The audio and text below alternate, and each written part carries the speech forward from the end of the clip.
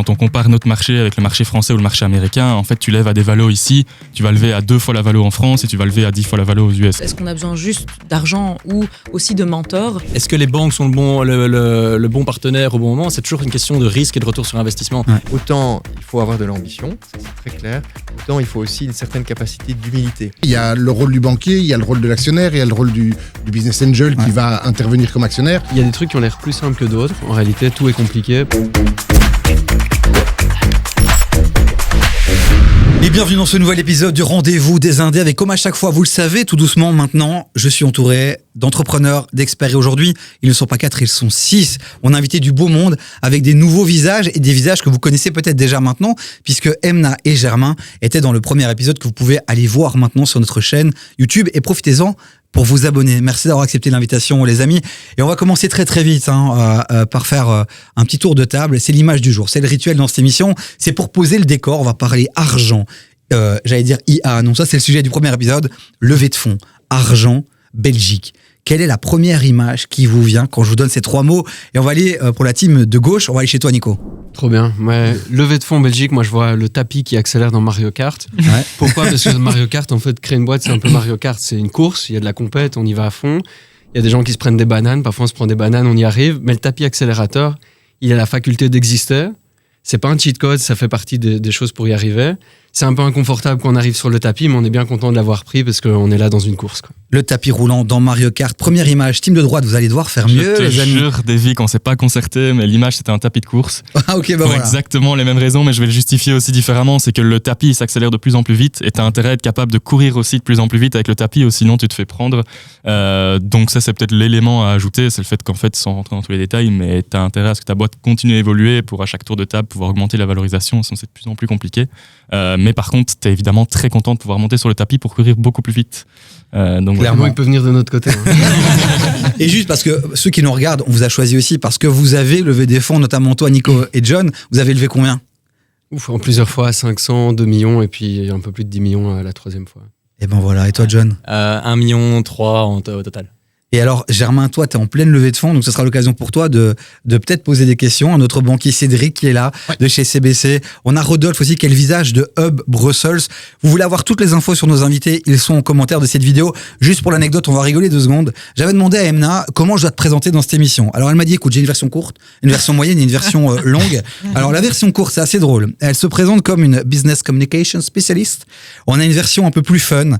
Je suis quoi? Une business show woman. Ouais. Et toi, tu mets la barre là. Et alors la version longue, public speaking expert, business mentor, self-leadership coach. Mais c'est en anglais aussi. T'as très vite compris que mon accent était pas dingue. Bon, voilà les amis, encore une fois, merci. On va ouvrir le dos du jour. Dans un instant, on va parler argent, levée de fonds en Belgique, évidemment. Mais d'abord, on fait le tour de l'actualité. Et là, cet été, c'est un entrepreneur à succès qui a fait parler de lui, Thibaut Elzière, c'est ça, Germain, qui a fait une belle annonce. Qui veut évoquer cette info, Germain? Je pense que ça manquait clairement à Bruxelles. On connaît tous le Winter Circus à Gand. On connaît Station F en France, et ça manquait à Bruxelles un endroit qui rassemble les entrepreneurs. Alors il y a plein d'incubateurs qui existent, il y a plein de... Mais là, avoir vraiment un lieu, donc pour recontextualiser, Watt, ça va être un lieu à Etterbeek, si je me trompe pas, dans une ancienne usine qui est vachement grand, dans lequel en fait ça sera un peu l'incubateur des startups. Et donc ça sera c'est essentiel pour avoir un écosystème qui bouge, où en fait les gens se rencontrent, où justement les investisseurs vont pouvoir rencontrer les entrepreneurs, où les entrepreneurs vont se rencontrer entre eux et se rendre compte que tout le monde se prend des bananes sur ce fameux tapis. Et il y a des tapis de course chez Watt. Vous avez des cartons autour de la table. Si on dit, il faut nuancer et corriger s'il y a des erreurs qui se disent. Rodolphe, tu as corrigé discrètement, mais j'ai tendu l'oreille. J'ai entendu, c'est à XL que se trouvera Watt. Et alors, c'est 10 000 mètres carrés. Et effectivement, c'est un lieu où on pourra trouver des studios podcast, on pourra trouver aussi une salle de sport. Ça va vraiment être un lieu de vie. Quand il annonce que ça va être le Station F belge, Station F en France, c'est un phénomène avec un fondateur qui est assez connu, hein, notre ami de chez Free, qui est pas n'importe qui. Est-ce qu'on peut vraiment rêver d'un Station F en Belgique, les gars? John, Nico? Ça dépend de quoi tu rêves. Tu vois, si tu rêves d'un endroit où les gens viennent chercher de l'info, créer du network, que ce soit avec des invests ou des pairs, on a tout le droit de rêver qu'il y a moyen d'atteindre cet objectif-là. Et si en plus il y a les moyens, si on ne le fait pas en mode bricolage, je suis vachement optimiste, parce qu'effectivement, c'est quoi l'alternative en fait? T'es pas obligé d'aller à Paris. moi, je pense qu'il y a un vivier fort d'entrepreneurs qui rêvent grand, qui ont besoin de se donner toutes les chances. Et pour des initiatives comme ça, on peut que être optimiste. On va oublier notre côté belge un peu prudent. On va soutenir à fond. Moi, je suis optimiste. Ouais. Rodolphe, j'ai envie de te challenger un peu. Tu es là depuis longtemps chez Up. Tu étais même là à l'époque à la BE. Oui. On a connu CoStation à Bruxelles, Église Sainte-Gudule, qui était un gros projet ambitieux.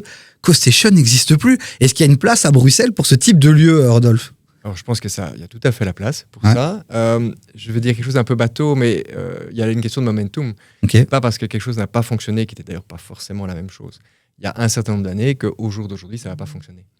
Je pense qu'il y a d'autres éléments qui sont présents. Et peut-être aussi, tout simplement, qui est derrière le projet. On parle de quelqu'un qui a beaucoup d'expérience, qui a une vision, qui a plein de contacts, plein de réseaux en la matière. Et donc, rien que ça, c'est un élément en termes, je dirais, d'énergie qui peut changer les choses et de visibilité. Et une petite réflexion toute simple, c'est qu'on parle d'un projet qui serait vraiment, vraiment prêt dans un certain temps, parce que il y a un investissement, des travaux, etc., qui doivent être faits. Sauf qu'à peine achetés, en fait, ils sont déjà en train de faire un certain nombre de choses. Ouais. Depuis l'été, ils ont déjà annoncé plusieurs partenariats, plusieurs actions en cours. Donc on sent qu'ils ne comptent absolument pas attendre que dans 2 ans ou 3 ans, quand il y aura eu les permis, les travaux, etc., que ce soit lancé. Non, ils commencent déjà tout de suite. Et ça donne déjà le ton. C'est une mentalité très start-up. On ne va pas attendre que tout soit parfait avant de lancer le produit. On y va et puis on va en chemin. Et ça permettra justement d'avoir déjà pas mal de feedback sur les événements, sur tout ce qu'ils organisent maintenant, pour perfectionner pour la suite quand le lieu sera vraiment magnifique. Emna, on dit souvent que les entrepreneurs se sentent seuls. Typiquement, ce type de lieu, c'est l'occasion pour les entrepreneurs de se sentir un peu moins seuls. Oui, absolument. En fait, alors, est-ce que c'est un mythe ou pas ? Mais en tout cas, c'est vrai que c'est quelque chose que j'entends beaucoup. Je pense qu'on ne doit pas être seul. Et certainement pas aussi uniquement dans le digital. L'émission précédente, on a beaucoup parlé digital, etc. Et même de manière générale, les entrepreneurs, aujourd'hui, ont tendance à se dire il faut que je me lance sur les réseaux, il faut que je sois visible sur les réseaux, il faut que j'ai une communauté en ligne, blablabla. Oui, mais le pouvoir de la relation et de la connexion humaine, pour moi, perdure. Ouais. Et ce genre de lieu permet ça.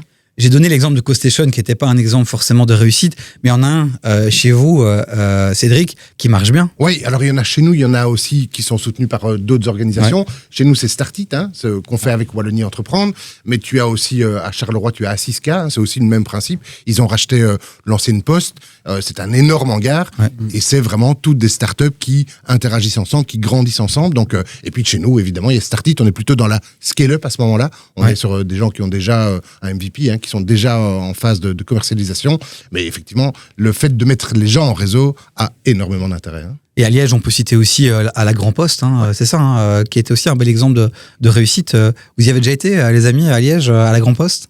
J'ai pas encore fait la Grand Poste, mais du coup, j'ai eu la chance de pouvoir aller déjà voir un peu à quoi ressemblait Watt. Et je pense vraiment que c'est ce que Germain le disait, il attend pas pour faire bouger les choses. Il y a déjà des entrepreneurs, c'est déjà en bêta là maintenant, il y a déjà des entrepreneurs qui peuvent y aller. C'est encore ouvert à avoir, ils cherchent encore des entrepreneurs qui peuvent rejoindre le projet. Ils cherchent même des entrepreneuses aussi pour essayer d'avoir parce que c'est pas facile d'en attirer suffisamment. Et donc, je pense que voilà, s'il y en a qui cherchent un endroit pour aller travailler et bien s'entourer, un projet porté par Thibault Elzière, ça aide toujours. C'est pas mal. Ouverture prévue en 2027, même si déjà maintenant il y a des choses qui se font. N'hésitez pas à aller les suivre déjà sur Instagram. On parle de 25 millions d'euros d'investissement, ce qui n'est pas rien, avec une volonté de se focaliser aussi sur des secteurs particuliers, l'IA, la santé, la défense, la transition énergétique, la mobilité, l'agriculture. Parce que c'est vrai aussi que pour se distinguer peut-être d'autres capitales européennes, peut-être se focaliser sur certaines tendances, ça peut être une bonne chose. Donc ça a l'air d'être solide. Donc on va suivre ça de près, et si Thibault veut venir un jour autour de la table, qu'il n'hésite pas à commenter cette vidéo, à nous contacter en message privé, on l'invitera avec grand plaisir. Une autre info un peu moins bon ambi, quoique c'est vraiment le débat du moment entre ceux qui disent ça va servir à rien, on va nous stalker, et les autres qui disent c'est bien, j'aurais plus grand chose à faire au niveau de mon admin. C'est cette fameuse loi qui va rentrer en application le 1er janvier 2026. Qui veut parler ? Emna, vas-y. Oui, donc loi sur la facturation électronique à travers PayPal. Donc, je ne suis pas spécialiste en la matière, mais grosso modo, il s'agit de passer par la facturation électronique. La facturation électronique, ce n'est pas envoyer un PDF par email. C'est vraiment tout un processus en arrière-plan qui se déroule. Si je ne me trompe, c'est au niveau de l'Europe. Et alors, c'est à partir du 1er janvier 2026 qu'il faudra passer par cela. Ça veut dire que moins de chipotage, moins de petits trucs un peu par-ci par-là, comme je le disais, par email. Et donc, il faudra passer par ce système-là, soit indépendamment, soit via son comptable qui lui-même a déjà intégré ce processus dans son logiciel. Et voilà, donc oui, ça peut simplifier beaucoup de choses. C'est ça qui est intéressant à partager à ceux qui nous regardent. Il y en a encore beaucoup qui ont leur petit fichier Excel, ils l'ouvrent, ils font leur petite facture. Tout ça, c'est terminé. Ça veut dire qu'aujourd'hui, on sera tous obligés de prendre une application. Toi, tu collabores notamment avec Accountable, c'est ça? Accountable en tant qu'indépendant et Billy en tant que société. Et vous, par exemple, quels sont les logiciels que vous utilisez aujourd'hui pour votre facturation? Alors nous, on bosse aussi avec Accountable. Okay. Nous, la précision, c'est que nos prestataires, on génère les factures pour les prestataires qui sont actifs sur Ringtwice, et donc tous les plombiers, électriciens, jardiniers indépendants, etc. Donc c'est vraiment un gros sujet pour nous actuellement. Je crois qu'un petit point à préciser quand même, c'est qu'effectivement l'Excel ne pourra plus être utilisé de manière générale, mais c'est uniquement pour les clients entreprises. Donc c'est quand on facture à une entreprise qu'il faut que la facture passe par le réseau PayPal. Si c'est pour facturer à un particulier parce que je vais tondre une pelouse d'un particulier, ça ne s'applique pas. C'est que B2B, ouais. Voilà, c'est purement pour le B2B. Mais voilà, ça amène plus de transparence. Alors ceux qui veulent contourner les règles, et on sait que c'est un sport national en Belgique, ça va complexifier les choses. Mais pour ceux qui le font dans les règles, je pense que ça peut amener quand même de la simplification à moyen long terme, parce qu'à court terme, pour l'instant, c'est encore un bon boxon. Et je crois que voilà, en Belgique, c'est le 1er janvier 2026. En France, c'est encore un autre système et la deadline est différente. Ouais, il y a l'UCM qui a sorti un chiffre qui peut être intéressant, interpellant même. Sur 1,2 million d'entreprises, Cédric, 450 000 auraient déjà entrepris les démarches. C'est bien. Ce qui est intéressant, c'est surtout de voir ceux qui ne l'ont pas encore entrepris. C'est juste fou, c'est dans 2 mois, quoi. C'est énorme. Et à Bruxelles, quels sont les retours que vous avez un peu du terrain? C'est exactement la même chose. Hein. C'est un peu belge, je pense, de se dire, tiens, il y a une nouvelle mesure, ça va devoir changer, on va devoir changer un certain nombre de choses. On va un petit peu voir, on sait que la deadline est là, mais on fait un peu l'autruche. Et donc oui, il y aura plein de boîtes qui ne seront pas prêtes au 1er janvier, c'est évident. Et là où c'est un peu spécial, c'est qu'il y a eu des messages au niveau des ministres compétents, au niveau fédéral, disant on acceptera un peu allez, une marge de manœuvre de quelques mois, mais c'est une information qui est extrêmement imprécise. Et donc, à mon avis, ce qui va se passer, c'est qu'en fonction du taux d'utilisation, le jour où il y aura, par exemple, 80-90% des boîtes qui l'auront implémenté, ce jour-là, il y aura plus de latitude. Et ceux qui ne l'auront pas fait, ils risqueront d'avoir des... Oui, mais non, ce que tu as quand même, nous, ce qu'on voit, il y a plein de solutions sur le marché. Hein. Nous, on parle beaucoup de Billit et de Solutio. Solutio, c'est une solution interne qu'on a développée. Tu as pas mal de gens qui ont fait la démarche, qui sont prêts, mais qui disent, on attend quand même le 1er janvier. On reste dans notre système de facturation actuel, on est prêt, mais on ne démarre pas. Donc, je pense que le chiffre est peut-être un petit peu exagéré. Et concrètement, il va se passer quoi? Ça veut dire que là où avant, on était sur notre application, notre fichier Excel, et puis à la fin du trimestre, on envoyait dans un drive ou sur une application du comptable nos factures, en fait, aujourd'hui, tout va être automatisé. Mais les factures que nous, on fait, mais aussi celles qu'on doit recevoir, donc c'est fini de commencer à rappeler un prestataire, putain, tu m'as pas envoyé ta facture ou je l'ai perdue, tu peux me la renvoyer. Tout va être centralisé, c'est ça, automatiquement. Plus de mail en fait. Voilà, c'est le cas, mais de nouveau, c'est le cas pour un client assujetti à la TVA en Belgique. Si tu achètes d'une société française, la facture va pas passer via ce réseau-là, donc tu devras continuer à avoir, tant qu'il n'y a pas une vraie uniformisation au niveau européen, voire mondial, nous on a des fournisseurs aux États-Unis ou peu importe, il va continuer à devoir être un peu se jouer sur les 2 fronts, quoi. John, you are an American. Voilà, l'ambition internationale de Ringtwice, c'est ça que je veux entendre, Germain. Et je pense qu'aujourd'hui, toutes les entreprises qui sont déjà digitalisées, ça va se faire assez naturellement. Quand tu utilises un Odoo, que tu utilises un Team Leader, nous en tant qu'agence, que tu utilises, c'est toutes des solutions qui s'adaptent. Et aujourd'hui, naturellement, c'est une case à cocher quand tu remplis ta facture, notamment sur Billy aussi, qui est un service comptable. En fait, tu coches, oui, j'envoie ma facture via PayPal, ça va être simple. Ce qui va complexifier la chose, c'est pour toutes les entreprises qui n'ont pas encore digitalisé ça. Ça va juste les obliger un peu plus tôt à le faire, et au final, c'est peut-être pas plus mal. Et la réalité quand même, c'est qu'il y a beaucoup, vous êtes dans la tech et tout ça, mais il y a beaucoup d'indépendants, des petits commerçants qui vont vraiment galérer, qui encore aujourd'hui font même des factures à limite à la main pour certains. Donc, faut vraiment être alerte à tout ça. Donc voilà, le but de cette actu, c'était de vous alerter. Il y a une date importante qui arrive, donc renseignez-vous. Dès que vous entendez PayPal, n'ayez pas peur.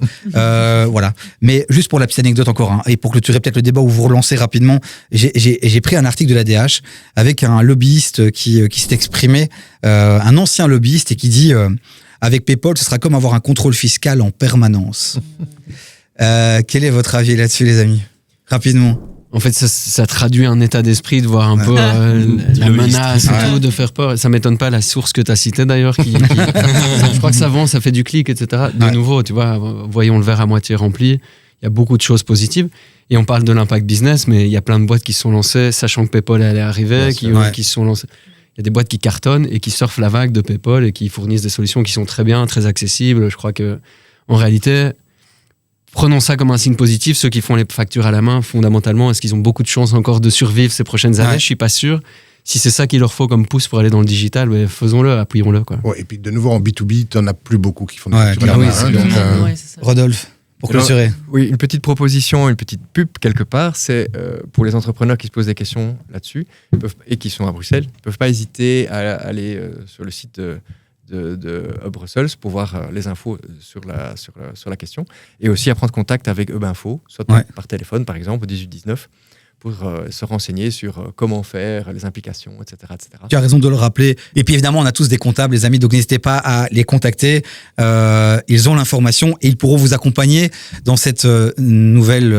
c'est une révolution, on va pas se mentir, les amis, cette facturation électronique. On peut pas aller dans les détails parce qu'on n'a pas le temps, mais je pense qu'on a donné les grandes lignes.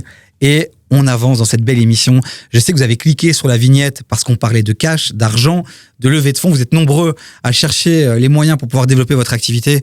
On a des belles têtes autour de la table. On a la banque qui est représentée. On a Hub qui est un partenaire d'entrepreneurs qui accompagne beaucoup d'entrepreneurs dans leur levée de fonds. On a des entrepreneurs qui ont levé des fonds et un futur qui va certainement lever beaucoup, beaucoup d'argent. Germain, retenez son nom. Et tu es célibataire, Germain, pour les femmes qui nous regardent. Je pense que, voilà. Positionnez-vous. Désolé. Bon, la première question que j'ai envie de vous poser, on entend beaucoup d'infos négatives autour de nous. Il n'y a plus d'argent, le pays est en crise. Est-ce qu'il y a de l'argent encore aujourd'hui en Belgique pour les entrepreneurs, Cédric ? Alors oui, les banquiers ont des liquidités. Hein, quand tu parles d'argent, notre métier en tant que banquier, c'est de transformer des liquidités. Hein. On récolte de l'épargne et on transforme ça en crédit. C'est un métier relativement simple. Et les banques belges ont beaucoup de liquidités. Donc oui, il y a de l'argent. On a des moyens pour faire du crédit. Il n'y a pas de saturation du crédit. Il n'y a pas de crise de liquidité aujourd'hui dans le marché. Donc oui, il y a de l'argent. Et c'est vrai, et on va débattre certainement tout au long de cette émission, mais quand on parle de levée de fonds, on cite rarement les banques. C'est souvent les VC, les business angels, etc. Et on se dit peut-être inconsciemment ou peut-être directement, ou c'est peut-être un fait, qu'en fait les banques vont pas nous accompagner. Toi aujourd'hui ça dépend à quel stade tu es dans ton projet, évidemment. Il y a le rôle du banquier, il y a le rôle de l'actionnaire, il y a le rôle du business angel qui va intervenir comme actionnaire. Donc nous, on a un rôle de banquier. C'est-à-dire qu'à un moment donné, tu as un projet qui est développé, qui génère une rentabilité et tu veux grandir, tu veux investir dans un certain nombre de solutions. Ça, c'est le rôle du banquier. Si tu as une idée et qu'il te faut de l'argent pour démarrer et voir si c'est viable, si ça peut se réaliser, ça c'est pas le rôle du banquier. Après en Wallonie, il y a Crédal notamment aussi et le microcrédit avec Microstart qui sont des alternatives aussi aux banques qui peuvent accompagner ceux qui ont un profil plus difficile, mais aussi effectivement ceux qui sont au tout début de leur projet et qui ont besoin de ce petit fonds d'amorçage pour se lancer. Bien sûr, et tu as des solutions alternatives quand tu es un peu entre les deux, où tu as Wallonie Entreprendre, ou bien à Bruxelles aussi, des contre-garanties qui sont données par Wallonie Entreprendre. Nous on fait crédit, c'est eux qui couvrent le crédit. Ok, ça c'est quand tu es dans la phase intermédiaire. Amis start-upers, on a cette image des Américains, est-ce que c'est une légende ou pas, où tu arrives avec un PowerPoint et tu lèves des millions. Est-ce que ça a été difficile ou pas pour vous de lever des fonds pour vos projets, John ? Difficile, je dirais oui et non. Ça a été difficile la première fois parce que je pense qu'il y avait une de nos erreurs qu'on s'est mis trop tôt sur le marché. En fait, on se disait effectivement avec une idée, un PowerPoint, on n'avait pas de chiffres, on connaissait très peu notre marché à l'époque. On pensait le connaître, mais en vrai, avec le recul, on ne le connaissait pas suffisamment. Et donc là, on arrive en disant, on veut lever 200 000 euros. Et c'est difficile parce que là, je reviens un petit peu à ce que Cédric disait.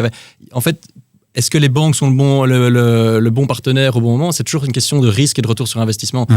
Quand on est dans le stade où on était, nous, il y avait probablement 90% de chances de risque, de chances qu'on ne survive pas. Alors, est-ce que c'est le rôle de la banque qui a un return sur investissement de quoi ? On va dire 5% pour faire facile. Si je récupère 5%, s'il y a 90% de chances de se planter, c'est pas l'intérêt. Alors qu'il y a des business angels qui vont pouvoir investir à ce moment-là en disant, OK, j'espère faire x10, mais j'ai 9 chances sur 10 de me planter. Je grossis un peu le trait. Donc, il y a différents moments. Nous, on s'est lancé trop tôt, on n'était pas encore prêts. À un moment, on a eu un super bon conseil qui était de dire serrez la ceinture le plus longtemps possible et venez avec plus de chiffres, une meilleure connaissance du marché. Et à ce moment-là, ça a été quand même relativement vite. La deuxième levée de fonds s'est faite en un mois.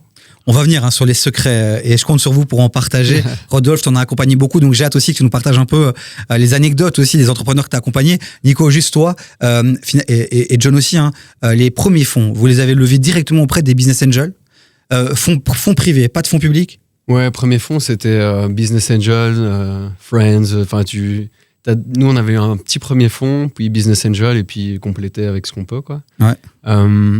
Mais on parle d'un écosystème, d'un dinosaure, mais il y a 10 ans, en fait, il n'y avait pas des start-its, il n'y avait pas des initiatives comme ça, donc c'était plus compliqué. Mais après, moi, je pense qu'il manque pas de liquidité. Comme il y a 10 ans, il manquait pas de liquidité, je pense qu'on est dans le même constat, je pense qu'il y a même plus de liquidité qu'avant. Le problème, c'est plus des bons projets, quoi. Et les bons projets, c'est les gens savent pas à quelle porte ils doivent taper. Est-ce qu'ils doivent aller chez la banque, vraiment un private equity, un fonds, un business angel, un friends, food and family? C'est déjà un truc, ils savent pas. Deux, est-ce qu'ils ont vraiment besoin de cash? Et est-ce que en fait ils ont vas-y la jaune. Il y a le produit carton. On sent qu'il y en a qui est en train de lever des fonds et qui voilà, 22 ans, il est un peu fougueux. Il se permet des choses. Premier carton jaune de Germain. Non, mais c'était pour titiller, c'est le principe du jeu. C'est plutôt pour. Je pense que c'est important de comprendre qu'il y a levé des fonds auprès des VC, auprès des business angels, et il y a levé des fonds quand tu es dans un stade beaucoup plus avancé, c'est plutôt sur du private equity ou plutôt sur des VC plus importants. Je pense qu'aujourd'hui, en effet, il y a des VC et des petits business angels quand tu démarres. Par contre, au niveau de la liquidité et de l'importance de la liquidité, quand on compare notre marché avec le marché français ou le marché américain, en fait, tu lèves à des valos ici, tu vas lever à 2 fois la valo en France et tu vas lever à 10 fois la valo aux US. Je simplifie énormément le trait. Et donc, c'était plutôt pour compléter Titi et Carton jaune. Je suis d'accord avec ce que tu dis. Je suis 100% d'accord. Moi, en fait, quand je vois les levées de fonds, je me dis pas, et on parle de la Belgique, je parle de boîtes belges qui doivent lever des fonds. Je parle pas de boîtes belges qui doivent lever auprès de fonds belges. Ouais. Donc, en fait, en réalité, moi, je pense que le terrain de jeu, il est mondial. Ouais. Quand je pense à lever des fonds, faire grandir un business, je pense au monde. En fait, le terrain de jeu, c'est le monde. Et donc, c'est ça mon biais, peut-être. Donc, je suis un entrepreneur belge. Je peux aussi me projeter vers les fonds. 100%. Ouais. Rodolphe. Petite réflexion par rapport à ça. Sur la réflexion aux États-Unis, c'est facile. On vient avec un PowerPoint et on obtient l'argent. C'est pas complètement faux. Mais c'est surtout, il faut faire attention à l'aspect, culture de l'entrepreneur, culture de l'investisseur. La culture moyenne en Belgique est quand même un peu plus prudente. L'investisseur aux États-Unis, il va être super exigeant, il attend des choses très très précises, il attend une capacité d'implémentation très très exigeante et très précise aussi. Et donc se dire, tiens, l'entrepreneur moyen belge, est-ce que s'il va là-bas, ça va d'office fonctionner, ou est-ce qu'il va se prendre une grosse claque? C'est une vraie question. Et donc simplement, il faut éviter peut-être le simplisme de se dire, oui, certains acteurs belges pourraient aller trouver plus facilement des fonds aux États-Unis et il y aurait un match. Mais pour plein d'autres, c'est pas ça qui leur conviendrait, pour des raisons, je dirais, presque philosophiques et modes de fonctionnement. Je reviens à cette première question, c'était de savoir s'il y avait de l'argent en Belgique. Je pense que vous avez donné l'exemple que oui, il y a de l'argent, donc ça doit vous rassurer. Il y a eu plein de mots qui sont sortis. Donc voilà, prenez des notes. À chaque fois, vous regardez une émission du Rendez-vous des Indés, prenez des notes, vraiment, et puis après, renseignez-vous. Est-ce qu'il y a d'autres mots-clés, d'autres moyens de lever des fonds? À un moment donné, il y avait la tendance du crowdfunding, crowdlending. Qui peut donner un petit mot là-dessus? Cédric, peut-être? Il existe plein de plateformes. On en a une aussi de crowdfunding via Bolero. Ça fonctionne toujours pas mal. Alors, le principe est assez simple. Tu viens pitcher un projet et puis tu fais appel au public, à l'épargne privée, qui va alors avoir un rendement un peu meilleur, bien meilleur que ce qu'ils ont sur leur compte épargne, un peu meilleur que ce qu'ils peuvent avoir dans d'autres types d'investissements, et ils prennent le risque avec toi. Alors là, c'est soit de crowdfunding, soit de crowdlending. Ça peut être sous forme d'obligation, ça peut être sous forme de prêt, peu importe. Mais il y a pas mal de plateformes qui existent en la matière, oui. Rodolphe? Ouais, petit complément. Donc, ça a beaucoup évolué, le crowdfunding et les différents types de plateformes depuis leur lancement, je dirais 2011, 2012, 2013 en Belgique. C'est plus ou moins à ce moment-là que ça a commencé. Je pense que le crowd equity, c'est un peu difficile quand même. C'est pas le modèle qui fonctionne le mieux. Un des modèles qui fonctionne le mieux, c'est effectivement le crowdlending. Et alors, de manière anecdotique peut-être, mais deux exemples récents pour montrer le genre de choses très différentes. Il y a une boîte qui s'appelle Cricket, qui s'occupe dans l'alimentation sur base de cricket. Ils ont levé 350 000 € sur une plateforme en equity, sur une plateforme qui s'appelle Brocoli. Et ça, c'était il y a quelques mois. Ça fait rire, mais en même temps, ça faisait partie du tour de financement complété par d'autres acteurs. Et un tout autre exemple beaucoup plus récent, c'est aussi un peu original, c'est pour ça que je le mentionne, sur une plateforme de crowdlending qui s'appelle Bbounce. C'est pour gérer, alors je vais essayer de ne pas dire des bêtises, gérer les droits de Goldorak pour le revival de Goldorak. Tout à fait. Ils ont levé 2,8 millions d'euros en lending. Ouais. David a investi. Non, c'est Dragon Ball, c'est pas Goldorak. C'était un ça. Non, mais c'est intéressant et c'est vrai qu'il y a beaucoup de gens qui nous regardent. C'est vrai que le crowdfunding, alors on a sorti ces termes-là, mais en gros, c'est un peu le concept quand t'as pas finalement de. On dit souvent qu'au départ, tu parlais des 3 F, tu vois, avec les amis, la famille qui peuvent nous aider à investir. Et puis parfois on est un peu seul, ou on n'est pas né dans la bonne famille, il n'y a pas forcément de gens autour de nous qui ont de l'argent. Mais par contre, là, l'idée, c'est de fédérer à travers ces plateformes qui sont réglementées, qui structurent, qui organisent, qui légifèrent, d'inviter la foule à investir dans notre projet. Donc c'est hyper intéressant et en fonction du modèle que vous allez choisir, il y a différentes modalités. Ça rentre dans le capital, c'est du prêt d'argent, ou c'est simplement les gens, c'est de la prévente aussi parfois. C'est une bonne manière aussi de lever des fonds. Oui. Deux choses peut-être, David. D'abord, il faut pas se dire que tous ces moyens de financement sont indépendants les uns des autres. Ouais. C'est une combinaison de tout. Nous, très souvent, dans des projets, on dit ok, il manque peut-être un peu d'apport au départ. On est prêt à investir une partie, mais pas tout. Pourquoi pas faire un crowdfunding pour une partie? On fait ça assez régulièrement. Et puis on parle des Friends and Family, il y a ce qu'on appelle le pré-coup de pouce, je suppose que tout le monde connaît ça, mais donc le gouvernement donne un avantage fiscal si on prête de l'argent à une société, donc il y a un avantage de 4% pendant les 4 premières années, puis ça tombe à 2,5, peu importe. Et on sait que donc le gouvernement soutient ça aussi. Et on sait qu'il y a beaucoup de Belges avec des gros comptes épargne, avec de l'argent, ils savent pas trop quoi en faire. Une vieille voilà. Donc parlez-leur du pré-coup de pouce avec cette fiscalité intéressante, Emna. Alors je voudrais mentionner un truc aussi qui est peut-être un petit peu moins répandu dans l'univers des startups, etc. C'est le tax shelter. Ouais. C'est un sujet dont j'ai eu l'occasion de discuter récemment. Donc ça s'applique beaucoup plus aux entreprises qui sont dans le secteur culturel, des arts de la scène, de l'audiovisuel, etc., qui ont besoin d'argent pour pouvoir nous offrir toute cette culture et tout ce divertissement ici en Belgique. Et donc, c'est une manière pour eux aussi d'aller lever des fonds, d'aller auprès des entreprises qui vont, elles, injecter une partie, un montant quelconque, dans ces entreprises-là issues du secteur de l'art. Et donc, c'est une manière aussi pour ces entreprises-là de lever des fonds. C'est intéressant qu'on soit ce genre d'entrepreneur ou qu'on soit ce genre d'entreprise qui cherche aussi à soutenir le secteur culturel. C'est une manière de faire aussi. Emna, notre business communication spécialiste, tu vas avoir droit à ton premier carton jaune de la saison, je pense.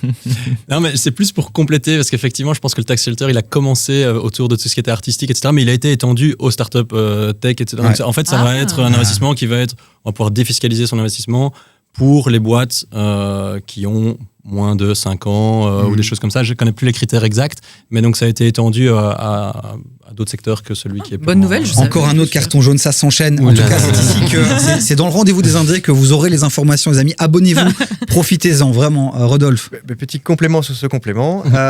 On voit typiquement, par exemple, sur les plateformes de crowd, de spreads, c'est le cas aussi dans les réseaux de business angels. Dans les transactions qui sont proposées, ils précisent à chaque fois si ce sont des transactions qui sont en lien ou pas potentiellement avec le tax shelter. Donc maintenant c'est vraiment rentré dans les mœurs. C'est utilisé de manière assez systématique et assez structurelle. Ouais. On va avancer parce que j'ai hâte de découvrir vos secrets justement pour ceux qui lèvent des fonds.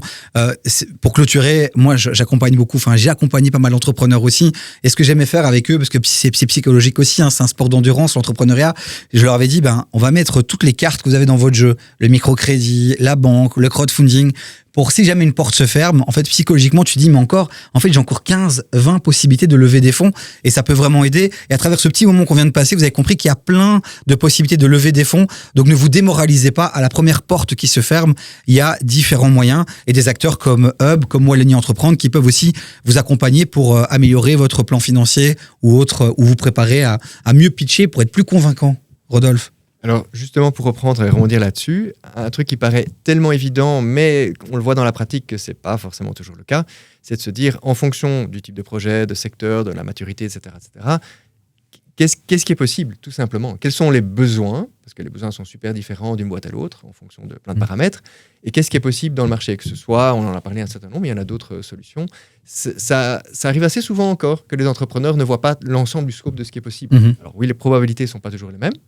Mais par contre, ce serait dommage de passer à côté de certains financements qui pourraient permettre à la boîte, par exemple, de pas être ou d'être moins diluée vis-à-vis de ses investisseurs. Donc, il faut vraiment regarder l'ensemble du scope, Complètement. Et c'est là que parfois ça devient plus compliqué, parce qu'il y a des choses que tout le monde n'identifie pas. Il y a des choses pour lesquelles on ne sait pas toujours si c'est facilement accessible ou pas. Le degré de complexité, est-ce qu'il faut préparer des dossiers, etc. Simplement, même au niveau des subsides, sur tout ce qui est innovation, est-ce que c'est compliqué, pas compliqué à obtenir, qu'est-ce qu'il faut, on peut obtenir jusqu'à combien, c'est quoi les règles, etc. Que ce soit à une échelle belge régionale ou à une échelle européenne, par exemple. Il y a des fonds aussi. Il y a des fonds qui sont pas toujours évidents à voir, mais il y a des tas de boîtes, par exemple, qu'on est de chez Hub, qui vont obtenir à un moment donné 500 000, 1 million, 2 millions, 3 millions de financement européen. C'est pas facile, mais évidemment, on imagine que la boîte qui va obtenir ça peut être un élément vraiment super déterminant pour soit réaliser les projets qu'autrement il n'aurait pas pu réaliser, soit tout simplement beaucoup moins utiliser son cash existant pour le faire. Complètement. Nico, Emna, et puis on passe au secret. Je mettais une petite jaune parce qu'on parle de difficultés en fonction des leviers. Moi, je pense qu'il faut partir du principe que ça va être beaucoup de boulot, qu'on fasse du crowdfunding. Il y a des trucs qui ont l'air plus simples que d'autres. En réalité, tout est compliqué parce qu'il faut se retirer du business, se concentrer sur aller chercher du cash. Et peu importe le moyen, ça va être compliqué. Mais aussi peu importe le montant. En fait, on a tendance à dire, pour moi, c'est aller chercher 500 000 ou 5 millions. Fondamentalement, en termes de temps investi, c'est le même temps qui va être investi. Ça va être brutal. Et ce qui est sûr, c'est que ça paraît moins brutal d'aller chercher des fonds européens que d'aller voir des VC, parce qu'en fait, on a moins d'interlocuteurs en face. Mais aller chercher des VC ou peu importe des fonds, c'est apprendre sur soi et à être OK avec le rejet, quoi. En fait, sur 100 personnes contactées, on a par définition 98 qui vont dire non, quoi. Et ça, c'est brutal. Mais il n'y a rien de facile. Et ce qui est sûr, c'est que, et je voulais juste mettre le point en plus sur la nuance, c'est un projet à part entière qui défocus du business et qui va demander beaucoup de l'énergie. Donc, il ne faut pas y aller à la légère, je vais faire ça sur le côté, parce que c'est brutal, quoi. Ouais, et pendant ce temps-là, peut-être tu négliges ton projet qui ne se développe pas comme il faut et tu peux mourir pendant ta levée de fonds, ce qui est un peu bête, hein, Emna. Oui, je pense qu'on aura l'occasion de revenir là-dessus, mais je suis tout à fait d'accord avec ça. Je voulais juste amener une petite info complémentaire pour ceux qui n'auraient pas encore levé de fonds ou qui ne s'y connaissent pas, dans la lignée de savoir qu'est-ce qui existe et de quoi est-ce qu'on a besoin. La différence entre aller chercher des fonds versus aller chercher un business angel qui, lui, va investir et s'investir. Donc, dans la mesure de est-ce qu'on a besoin juste d'argent ou aussi de mentors, il y a peut-être aussi cette petite nuance à savoir. Ouais, Germain. Exactement le point que je voulais dire. Donc, on appelle ça la smart money. En fait, ça a énormément de valeur. Donc, dans le premier épisode, vous avez reçu Brice Le Blévenec, qui lui-même est business angel, qui a une expérience énorme. Ce genre d'investisseur qui va arriver dans ta boîte, qui est en lien avec ce qu'il a fait, je prends l'exemple de Brice, parce qu'il était là dans le premier épisode, en fait, ça a une valeur énorme. Et donc, en fait, certains préféreront avoir un peu moins d'argent, une valeur un peu moins importante, mais d'un business angel qui va être vraiment hands-on et qui va t'aider au quotidien, que d'un fonds quelconque, mais qui n'est pas vraiment aligné. Et le second point, c'est que c'est essentiel, et comme le disait Rodolphe, d'être aligné avec quel type d'investisseur je vais chercher en fonction de ma personne. Un VC, il n'est pas là pour être gentil avec toi, en fait. Un VC, il investit parce que il veut un retour sur investissement, il va te challenger à chaque moment. Si d'ici le prochain tour de table, tu n'as pas su prouver, ta valeur n'augmente pas, ça va être très compliqué pour toi. Tandis que tu vas chercher Friends, Family and Fool, c'est encore autre chose. Tu dois pouvoir prouver auprès de ta famille, tes amis. Il y a quand même un enjeu derrière qui est assez important, quoi. On fera un sujet vraiment sur comment bien choisir son associé, parce que c'est vraiment extrêmement important. Je connais des gens qui sont associés et mal associés, et en fait, ça a fait tomber leur entreprise, Rodolphe. C'était un petit peu un complément par rapport à ça, et donc évidemment, je suis à 100% d'accord. On voit quand même une fois de temps en temps quand le match c'est mal fait, y compris au démarrage de la boîte en termes de business angel. Parfois, un business angel, c'est pas un truc qui est défini scientifiquement, donc ça peut être n'importe quel profil si j'exagère un tout petit peu. Et donc parfois, quand le match c'est mal fait, c'est quelqu'un qui soit n'apporte rien en termes de smart money, ça arrive, soit éventuellement qui a des intentions moins louables, etc., etc. Et que philosophiquement, il n'y a pas un alignement minimum, ça peut être quasiment la mort du projet, ou en tout cas empêcher qu'il se développe vraiment. Et c'est un gros dilemme pour beaucoup d'entrepreneurs quand ils sont vraiment en galère de recherche de financement, et ça arrive à quasiment tous les projets, c'est super compliqué, comme tu le disais, de se dire, tiens, là j'ai une possibilité, je crois pas trop à la personne, mais si je le fais pas, je vais peut-être me planter dans 3 mois, qu'est-ce que je fais ? Je prends pas. c'est un sujet qui est super délicat. Et on le développera tout au long de cette saison et de toutes les saisons qui seront à venir, les amis, puisqu'on est là pour longtemps, je l'espère. Et pour qu'on soit là longtemps, il faut s'abonner dès maintenant, la petite cloche, et rejoignez TikTok, hein, ça, on est gratuit, on partage du contenu gratuitement. Et pour qu'on puisse le faire, c'est les abonnés qui font que derrière, on peut aller voir CBC, Hub par exemple, et leur dire qu'on a une belle communauté très active et ils nous soutiennent pour vous partager tout ce contenu de qualité. Germain, je sais qu'il te reste 5 minutes. On va devoir tout doucement te dire au revoir, mais toi qui as préparé, qui est en plein dedans maintenant, t'as préparé cette levée de fonds, quelles ont été rapidement, c'est pas trop le sujet, mais ça peut être intéressant pour ceux qui nous regardent, quelles sont les premières difficultés que t'as rencontrées et t'as directement été vers qui, vers quoi? Je pense que ça dépend de chacun des projets, comme on en parlait. Ici, sans rentrer dans tous les détails, mais c'est une levée de fonds sur la partie technologique, là où on a une agence à côté, et donc on a déjà du chiffre sur une agence et on lève sur une tech. On a été voir directement des VC. On essaye de sortir très rapidement de la Belgique. On a l'ambition de lever plus et d'essayer d'aller loin. On a des clients en dehors de la Belgique aujourd'hui, donc on essaye d'aller plus loin. On n'a pas l'intention de lever 300 ou 400 000. Et donc, en fait, les premiers freins, c'est évidemment de pouvoir prouver et d'avoir des chiffres. Et la grosse différence, en fait, c'est qu'il y a 2 manières de valoriser. Je simplifie énormément, mais il y a 2 manières. La première, c'est de se baser sur les chiffres actuels. Mm-hmm. Sauf que quand tu es dans une startup, c'est assez compliqué de valoriser des chiffres actuels. Des gros taux de croissance. Ouais, c'est ça. Il faut vendre du rêve, etc. En fait, la deuxième manière, c'est de valoriser sur le marché. Et ça, les Américains, ils adorent. C'est en fait dire aujourd'hui, dans notre cas, on se focus sur le marché du search, donc de la recherche, de Google. Donc, on est sur des boîtes qui valent des milliards, sur des marchés qui valent des milliards.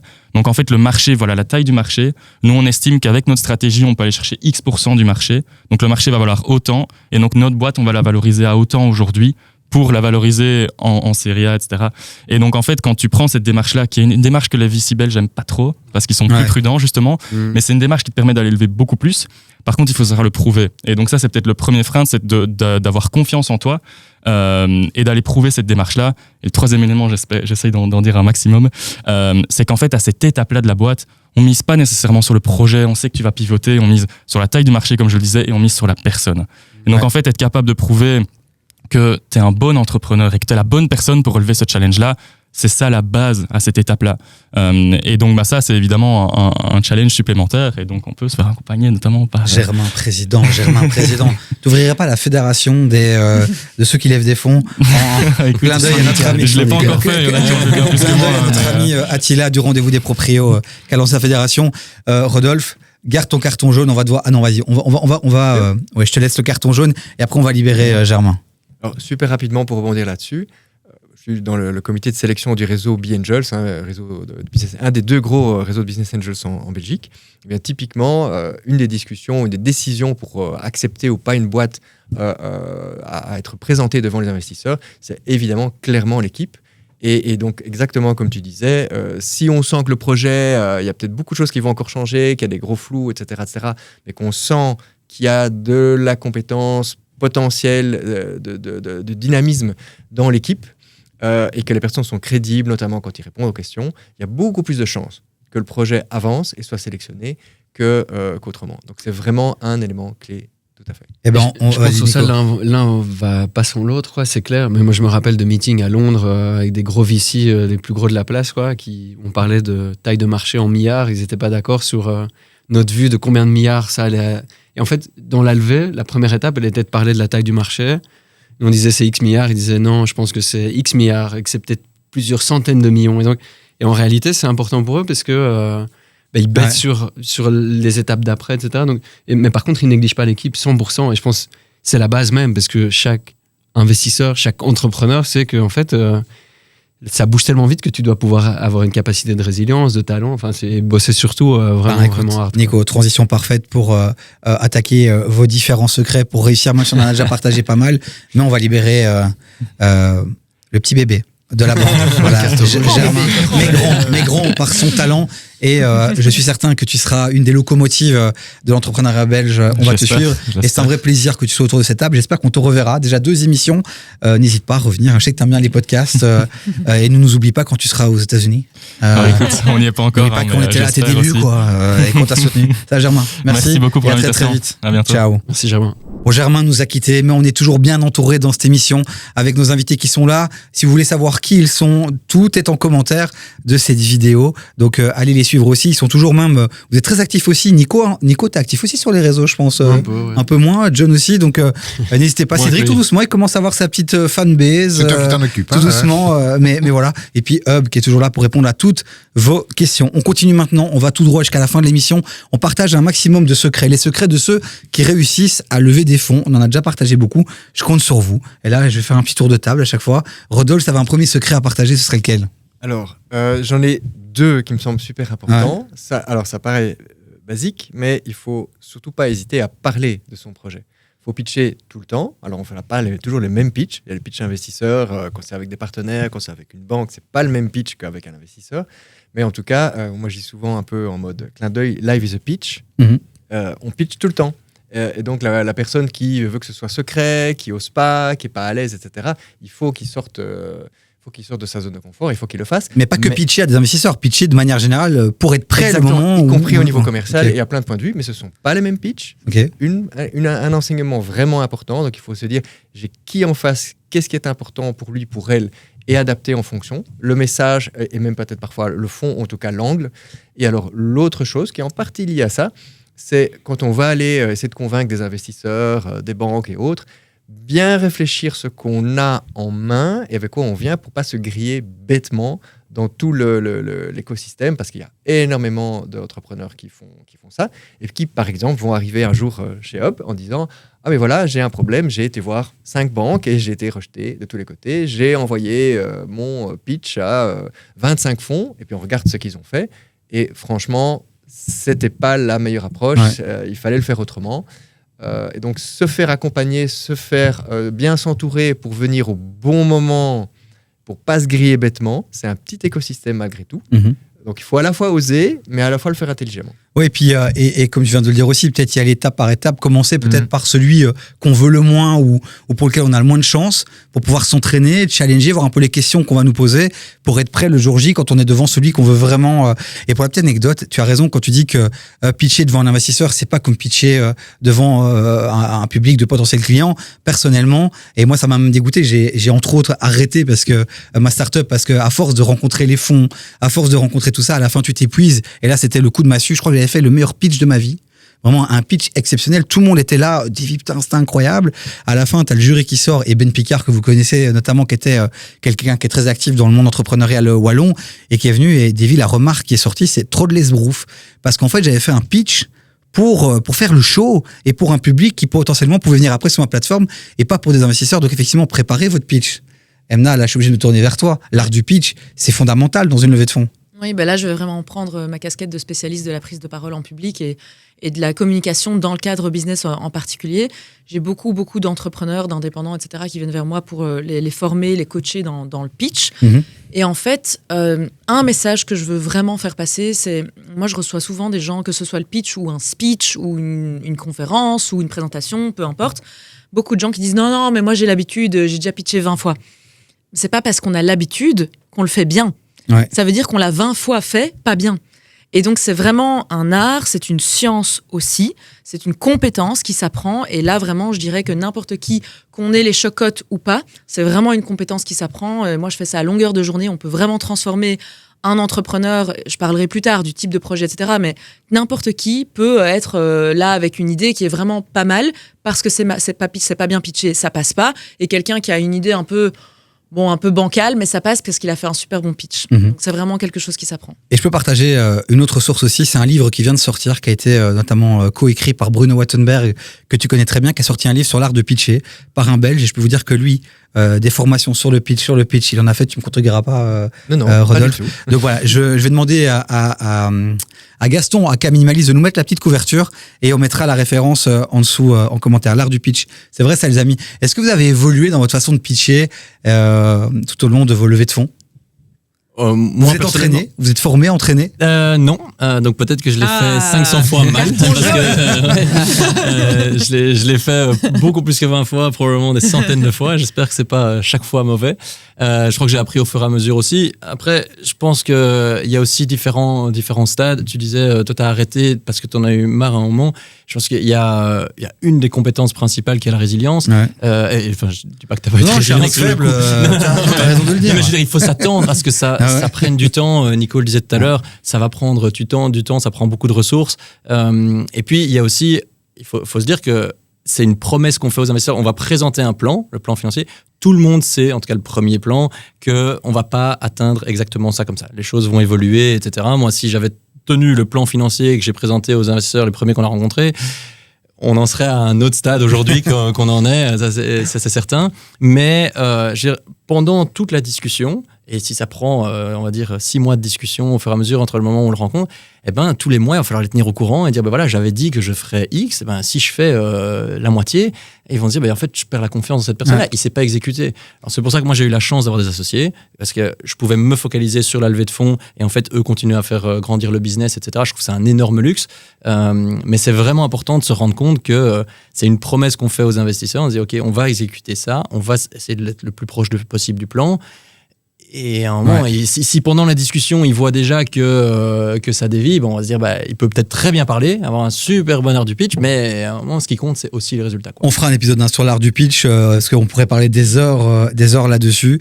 On continue, on enchaîne. D'autres secrets, d'autres choses peut-être importantes, Cédric? Je crois que ce qui est important, c'est de savoir à quel moment tu te trouves dans ton idée, dans ta société, et puis aller activer les bons leviers au bon moment. Ouais. Et comme tu disais, se faire accompagner. Quand est-ce que je dois aller voir un VC? Quand est-ce que je dois aller voir un banquier? Quand est-ce que je dois aller sur une plateforme de crowdfunding? Je crois que ça dépend de là où tu te trouves dans ton processus de société. Et ça, c'est important de se faire accompagner. Oui, c'est vrai que parfois, finalement, on n'y arrive pas parce qu'on a un mauvais projet ou pas parce qu'on est la mauvaise personne, c'est juste pas le bon moment, ou c'est juste pas le bon projet, mais on est au bon moment et on est la bonne personne, mais il faut peut-être pivoter son projet. Donc, c'est important d'avoir cet alignement des planètes et d'être très clairvoyant aussi par rapport à soi-même et son projet. Il y a Bruno qui dit souvent, vous devez être un scientifique aussi et toujours vous poser la question de pourquoi ça m'arrive, pourquoi c'est refusé, pourquoi on m'a dit non, ou pourquoi on m'a dit oui aussi, pour savoir sur quoi capitaliser, etc. D'autres secrets, un petit tour de table. Je vais juste rebondir sur ce qui a été dit aussi. Je pense que dans les différentes étapes, au départ, la première levée de fonds, ça va être beaucoup orienté sur l'équipe. Alors, il y a évidemment la taille du marché, il va y avoir l'équipe. Les chiffres, on ne va pas attendre qu'il y ait déjà un certain chiffre d'affaires. Ça dépend évidemment à qui on s'adresse, mais au début de l'activité, on va plus se focaliser sur le marché et sur l'équipe. Après, évidemment, le marché, il aura déjà été validé au départ, mais une fois que c'est une troisième levée de fonds, l'équipe va rester importante, mais elle va prendre moins d'importance par rapport aux résultats réels. Si on veut aller voir un VC pour faire une levée de fonds de 2 millions d'euros, on ne peut pas arriver en ayant fait, en faisant 10 000 euros de chiffre d'affaires. On doit atteindre, il y a différents stades et donc différentes attentes des investisseurs à qui on va s'adresser aussi. Rodolphe veut nuancer. Alors, nuancer ou compléter, un tout petit point rapide, mais c'est de nouveau, comme souvent, une évidence, mais c'est super important. Et il y en a plein de projets où ça ne se fait pas. C'est d'aller se confronter au marché. Ouais.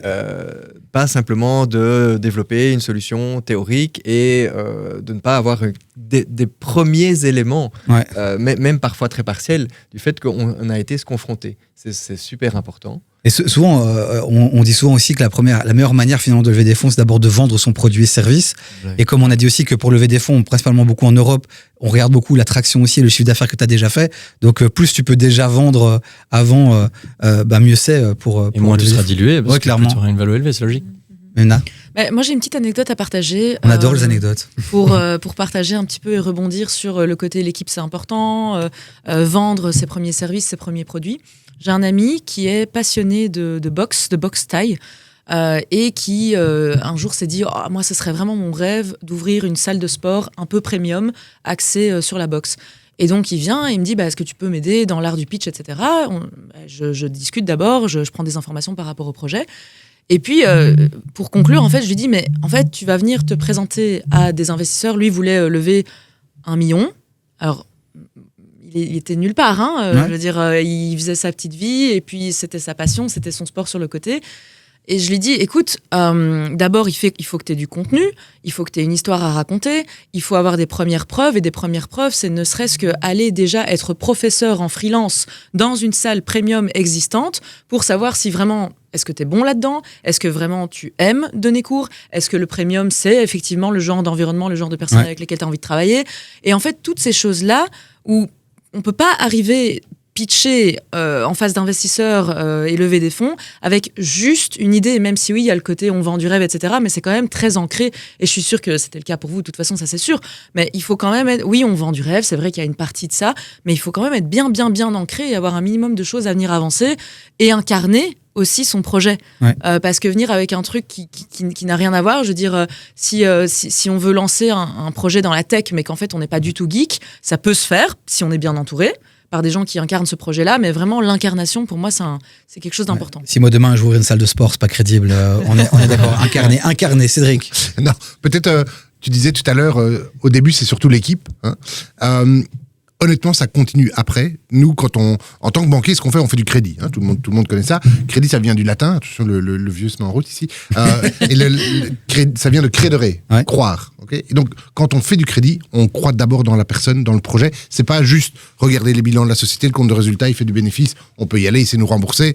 Ok, ça c'est la partie facile, mais c'est surtout croire dans la personne. Dans les crédits qu'on fait, on fait beaucoup de rachats de parts. Tu fais confiance à une personne qui va racheter une boîte qui tourne bien, pas bien, peu importe. Mais tu fais confiance dans la personne qui va se lancer dans le projet. Et donc, vraiment, tout au long du parcours, c'est d'abord l'entrepreneur. Oui, alors, évidemment, essentiel au début, mais ça ne part pas après. C'est d'abord la personne. Nico? Je pense que ça, c'est essentiel. Il ne faut pas que les gens pensent, OK, j'ai un beau CV, donc je vais pouvoir avoir de l'argent. En fait, en réalité, c'est soit ceux qui lèvent il y a encore une levée cette semaine de 20 millions, je pense, sur PowerPoint. Donc, les gens n'ont rien, des gros invests. Mais c'est des gars qui viennent de revendre une boîte il y a quelques années à 100 millions. Donc en fait, c'est soit tu as ton track record et tu lèves sur PowerPoint, mais c'est pas parce que tu sors de Solvay ou tu sors d'une bonne unif que tu vas pouvoir lever des fonds. Donc l'équipe, oui. Le revenu, peut-être, idéalement, oui. Si pas, c'est qu'est-ce que tu as montré? Est-ce que vous êtes des machines d'exécution? Est-ce que vous avez eu des... Et la réalité, c'est que l'équipe, c'est pas une photo, c'est pas un CV, c'est pas un diplôme, c'est qu'est-ce que tu montes sur le terrain, quoi. Et peut-être que tu as quelques trophées, peu importe, mais c'est ça qu'on va suivre. Et de nouveau, moi, j'adore ce que tu dis, John, sur ça. On est dans un process de levée de fonds. Entre le premier contact et le closing, il faut s'attendre à ce que ça prenne grand minimum 6 mois. Quoi. Ouais. Ça veut dire quoi? Ça veut dire que le premier contact à qui j'étais pitché, j'ai dit, regardez, je vais vous dire qu'on va arriver à ce résultat-là. 6 mois après, on a la validation, oui ou non. Donc ça veut dire il faut dire les choses. Il faut croire en ses capacités, il faut avoir un petit cachet s'il faut. Mais surtout, 6 mois après, on voit est-ce que c'est un bullshitter ou pas. Et à partir de ce moment-là, ça débloque pas mal de portes. Mais on est sur l'humain, parce que l'humain, c'est quoi? C'est le capital humain, c'est celui qui développe la boîte. Quoi. Tu parlais du diplôme. Anecdote rapide, je sais pas si c'est encore vrai aujourd'hui, j'ai l'impression que ça a changé. À l'époque, moi, je pitch et j'ai des clients, j'ai un site incroyable qui a été financé directement, vraiment top.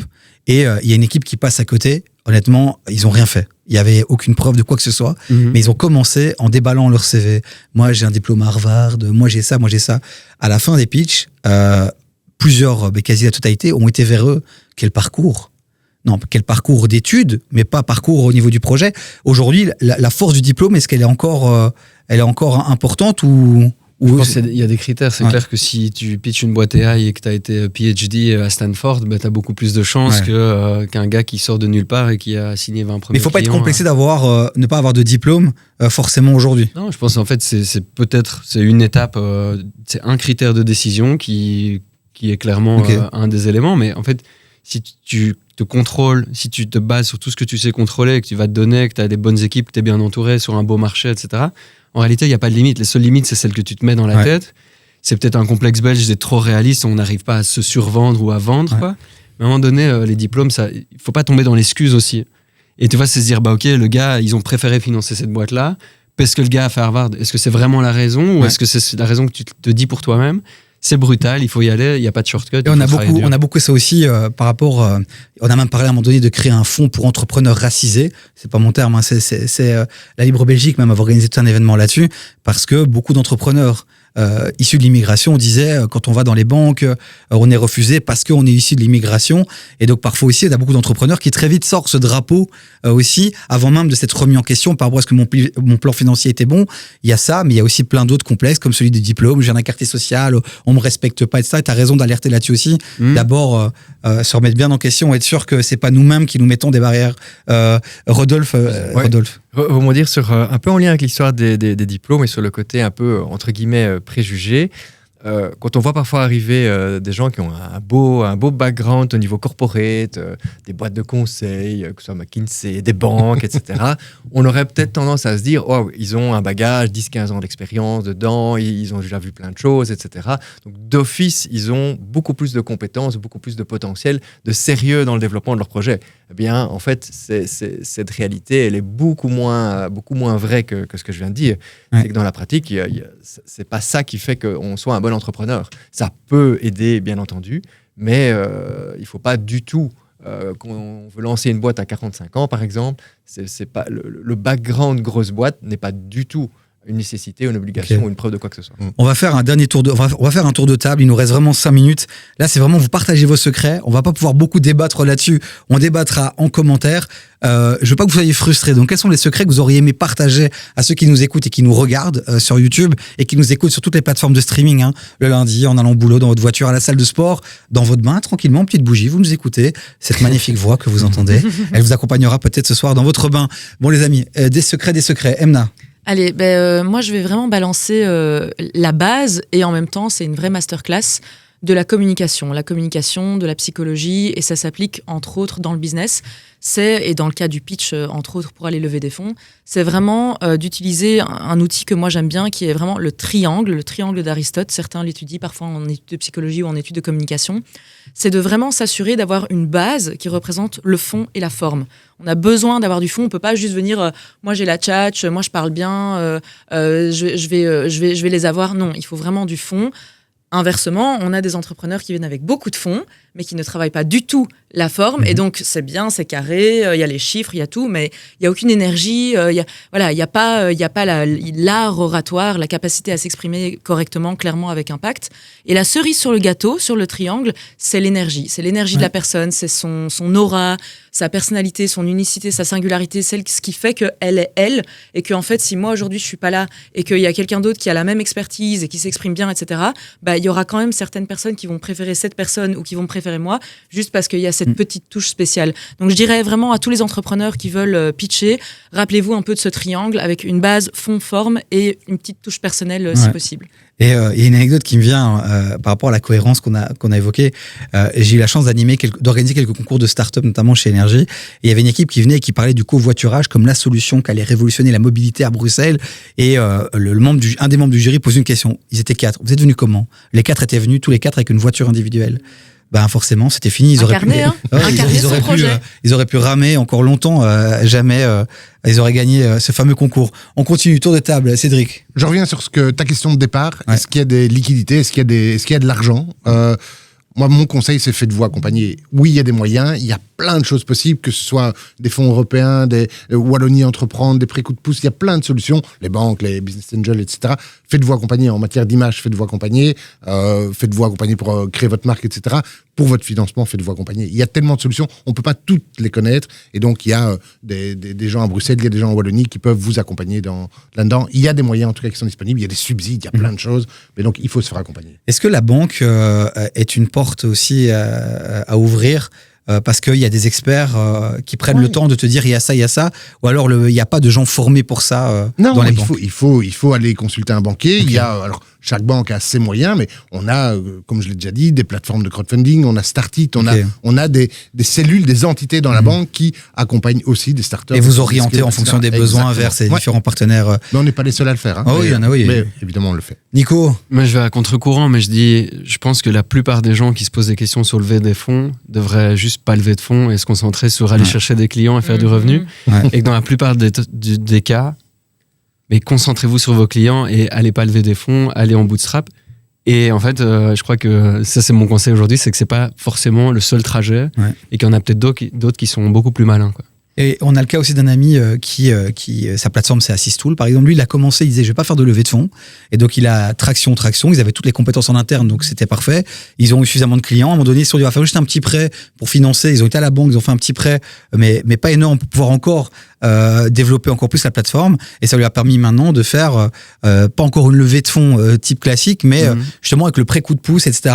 Où il a levé beaucoup plus, mais il est passé lui par d'abord vendre, ensuite faire un petit crédit pour pouvoir, et puis après faire une levée de fonds plus importante. Donc voilà, il n'y a pas finalement de chemin unique. John, je crois qu'en tout cas, il n'y a pas de chemin unique, mais le meilleur chemin, c'est en tout cas d'aller chercher l'argent chez ses clients plutôt que chez les investisseurs. Si on peut, c'est la meilleure manière de faire. Moi, je dirais juste que je pense qu'il faut être ambitieux de manière générale. C'est peut-être un défaut qu'on a de temps en temps en Belgique. Moi, je reproche souvent d'avoir un investisseur dans la province de Namur, à Liège. On est déjà un petit pays qui est complexe. Il faut des choses qui soient qu'on voit un peu à plus grande échelle. Je sais qu'il y a plein d'organismes d'aide un petit peu partout, mais effectivement, il faut voir. C'est pas parce qu'on est belge que notre marché il est belge. C'est pas parce que on a des premiers clients en Belgique que les investisseurs doivent se trouver en Belgique. Il y a des choses qui peuvent se faire où on peut voir grand, et il faut y croire. Tu parlais tout à l'heure du fond et de la forme. Je pense qu'on disait tout à l'heure d'être un peu vendeur de rêve. Il faut y croire dans son rêve. On n'est pas des vendeurs de tapis, quoi. On n'est pas juste aller mentir pour essayer d'arnaquer les gens. On doit fondamentalement y croire. Moi, je croyais dans mon premier plan financier. On l'a pas exécuté en tant que tel, mais j'y croyais fondamentalement. Et puis après, il y a évidemment des choses qui se passent. Donc il faut avoir des grosses ambitions pour... Malheureusement, la patronne qui est là-bas derrière ne peut pas venir sur la table, mais si elle était là, elle aurait raconté une de ses anecdotes personnelles où justement, elle est allée au culot très très jeune, avec très peu d'expérience. Elle est allée avec conviction, mais une conviction profonde. Elle a fait une valo, justement, on l'évoquait là tout à l'heure, sur base du marché potentiel, etc. Et je peux vous dire qu'elle s'est fait plaisir en termes de valo et de levée de fonds. Peut-être qu'un jour, on aura l'occasion d'écouter son histoire, ce sera intéressant. Rodolphe, encore un petit secret à partager? Oui, et je vais repartir un petit peu des deux dernières interventions, mais pas sur l'aspect levée de fonds en tant que tel. C'est de ne pas hésiter, en termes d'ambition, à aller à l'international suffisamment vite, pas n'importe comment, mais suffisamment vite. On a un petit marché, il y a un marché énorme, que ce soit évidemment en Europe ou en dehors, ça dépend des types de business. Et donc vraiment, c'est quelque chose pour lequel il faut essayer de sortir de... Alors, en Belgique, en général, on va assez vite à l'international, mais quand même, on est un petit peu timide. On entend une anecdote par exemple de salons qui sont organisés aux États-Unis. On va discuter avec des startups bruxelloises et on va dire tiens, est-ce que tu n'as pas envie de participer à tel salon? Tu peux rencontrer des investisseurs, tu peux rencontrer des clients, des partenaires, etc. Et le retour d'une partie de ces boîtes un peu en mode oui, mais les États-Unis c'est quand même compliqué, ils sont exigeants. Peut-être un jour on verra. Bien entendu, ça peut être un bon choix, mais c'est parfois un petit peu un manque d'ambition. Et je voulais rajouter un dernier point, c'est quelque chose plus de l'ordre de l'humain. Autant il faut avoir de l'ambition, ça c'est très clair, autant il faut aussi une certaine capacité d'humilité. Humilité dans le sens de remise en question. C'est-à-dire garder sa détermination, c'est une chose, mais par contre surtout ne pas rester bloqué sur des idées par rapport à son projet, parce que le projet normalement, ou la plupart du temps, il va changer énormément si on veut qu'il fonctionne. Et ça, c'est aussi un secret qu'on peut partager. Tu as parlé de l'humain, on a parlé beaucoup d'argent, mais c'est lié. C'est à un moment donné, c'est la base aussi, c'est être capable d'écouter, de ne pas tout prendre personnellement, de pas tout prendre non plus pour argent comptant non plus, parce que des investisseurs qui peuvent, justement, la patronne pourrait raconter ça aussi, où tu te retrouves face à un investisseur qui te dit ton projet c'est de la merde, mais t'es qui toi en fait? Comment tu peux dire en 5 minutes que mon projet il va pas marcher? Et très vite tu peux être cassé et rentrer chez toi et abandonner. Ce qu'elle n'a pas fait évidemment, mais c'est important justement d'avoir aussi toutes ces compétences-là humaines, puisque ça reste une aventure humaine avant tout, avant d'être une aventure de levée de fonds. Il reste 5 minutes, on me dit. Donc, je ne sais pas si vous voulez encore partager quelques secrets. Vous qui nous regardez aussi, n'hésitez pas à partager vos secrets à vous, vos craintes, vos peurs. Si vous avez tenté des choses qui ont fonctionné, qui n'ont pas fonctionné, le secret de cette émission, pour ceux qui découvrent cette émission, c'est aussi la force de la communauté. Et l'émission, elle est là, mais elle se passe aussi en commentaire sur TikTok, Instagram, Facebook, mais aussi sur YouTube. Donc, n'hésitez pas à partager. On est connectés, on vient répondre. Emna. Oui, si on peut rajouter quelques petites choses, moi je rajouterais peut-être la nuance du secteur et du type de business. On parle de levée de fonds, ça se prête quand même beaucoup à des projets type industriel ou matériel, où il y a des usines et ce genre. Ça c'est évident. Et donc pour moi là, il n'y a pas de problème à aller lever des fonds assez tôt. En revanche, quand on est sur du service, sans trop de tech, etc., ou des petits produits, etc. Je suis d'accord avec ce qui avait été dit auparavant. Pour moi, c'est essentiel d'être capable de vendre et de se vendre avant tout. Et la levée de fonds, c'est un levier de croissance, c'est pas un levier de lancement. En tout cas, voilà, ça dépend encore une fois du business et du secteur, etc. Mais ça, c'est un truc sur lequel, parce que maintenant, ça commence à se calmer. Mais pendant un moment, c'était vraiment tous les jours, on entendait levée de fonds dans le journal, Ouais, levée de fonds, levée de fonds. Comme c'était le truc à la mode. Et si tu le faisais pas, t'étais nul. Ouais. On me signale qu'on doit absolument arrêter l'émission, mais on peut terminer 5 là-dessus. petites minutes. Ouais, vraiment. Donc vraiment, merci à vous tous d'avoir participé à cette première. Enfin, c'est la 2e émission ici, mais c'est le début de l'aventure du Rendez-vous des Indés. J'espère qu'elle sera très très longue. Et merci Rodolphe, merci à Brussels d'être là. On te retrouvera. Je sais que tu avais plein de choses à dire, tu avais préparé plein de choses. On aura le temps, Rodolphe, d'évoquer plein de choses. Et on remercie évidemment nos partenaires, Référence et Hub Brussels.